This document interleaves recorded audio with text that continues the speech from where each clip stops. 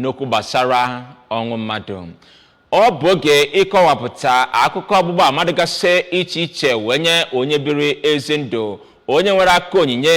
n'ahụ mmadụ ibe ya n'anya ma bụrụ onye na-atụ egwu Chineke, ka akara ụka iji wee nie ozu Chief Josiah Chukwuma Chinemelu na Nimo dị n'okpuru ọchịchị ime obodo Njikọka. Ya bụ nwa amadi bụ Maazị Chukwuma bụ onye adọnyere ozu ya n'ala na mbara be ya dị na Njikọ Dịaba Nimo, nke dọchara ọtụtụ ndị enyi, ikwu na ibe nakwa ndị ezinụlọ ya ndị bịara iji wee sị ya jee nke ọma. Ka Kenechukwu Chukwudị kọchapụrụ gị akụkọ a.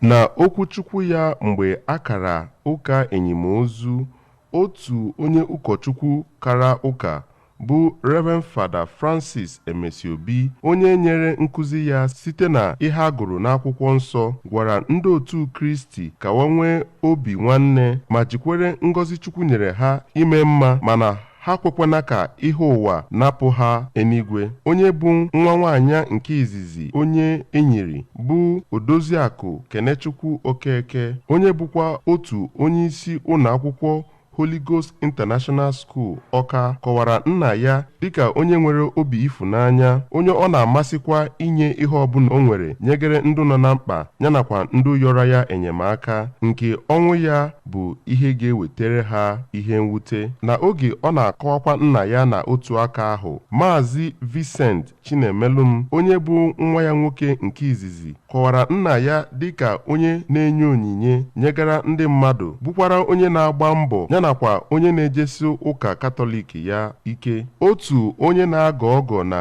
ezinụlọ ahụ bụ Maazị Patrick Okeke kọwara onye a na-eme enyimozu ya dịka ezigbo mmadụ, bụkwara onye ya na ya nwekọrọ mmekọrịta, nke o nyere ndụmọdụ nyegara ndị mmadụ ị na-ebi ndụ dịka Baịbụl si wee kụzi. Otu nwa ya kwa bụ Maazị David Ifeanyị mere ka amata na nna ya ochie bụ onye obi aṅụrị, bụkwara onye na-eweta ihe obi ụtọ ebe ọbụla ọ nọ mgbe ọ nọ ndụ. Chief Igwedimma Mmuo bụ onye bịara mgbarụ na oge enyimozu ahụ kwụsịrị ike na onye a na-eme mmemme enyimozu ya bụ onye na-ekwu eziokwu yanakwa ikpe nkwụmọtọ, bụkwara onye zụrụ ụmụ ya ọfụma ma yọkwa ụmụ ya ka ha na-azọnye ụkwụ ka nna ha si rapụrụ ha, nke ọnwụ ya bụ nnukwu ihe. Maazị Chinedu nwụrụ ka ọ gbara ahọ 75, bụkwara onye so na Biafran Army mgbe a nụrụ agha,